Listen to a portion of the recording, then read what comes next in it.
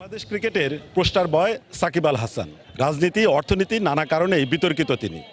আবার তার মধ্য দিয়েই বাংলাদেশ ও বাংলাদেশের ক্রিকেট পৌঁছে গেছে অনন্য উচ্চতায়। সেই সাকিব তার কেরিয়ারের শেষ টেস্ট ম্যাচটি খেলতে চান দেশের মাটিতে, কিন্তু পরিবর্তিত পরিস্থিতি নানা কারণে বাদ সাধছে তার এই ইচ্ছাটিকে।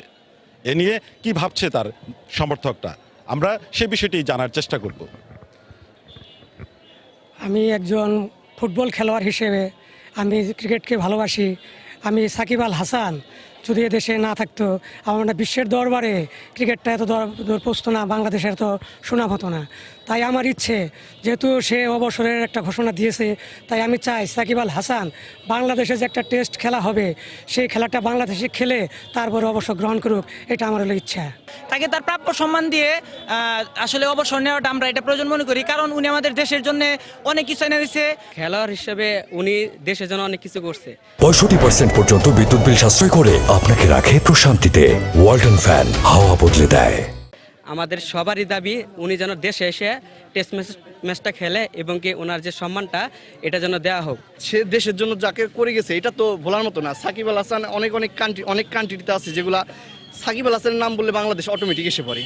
একটা দুর্নীতি মামলায় পড়ে গেছে, সেটা মিথ্যা মামলা হতে পারে। তাকে খেলার সুযোগ দেওয়ার জন্য আমাদের দেশে প্রয়োজন। সাকিব আল হাসান বাংলাদেশের গর্ব। আমরা উপদেষ্টার কাছে বিনীতভাবে অনুরোধ করব যে তাকে সসম্মানে দেশে ফিরিয়ে আনার জন্য। তিনি দেশে একটা টেস্ট খেলতে চেয়েছেন। উপদেষ্টা ভাইদের কাছে এটাই অনুরোধ যে তাকে দেশে এনে টেস্ট ম্যাচটা ভালোভাবে খেলতে দিয়ে তাকে নিরাপত্তার ব্যবস্থা করে ভালোভাবে তাকে উদযাপন করে দিতে চাই। এটুকুই উপদেষ্টার ভাইদের কাছে আমি বিনীতভাবে একজন সমর্থক হিসেবে অনুরোধ জানাচ্ছি।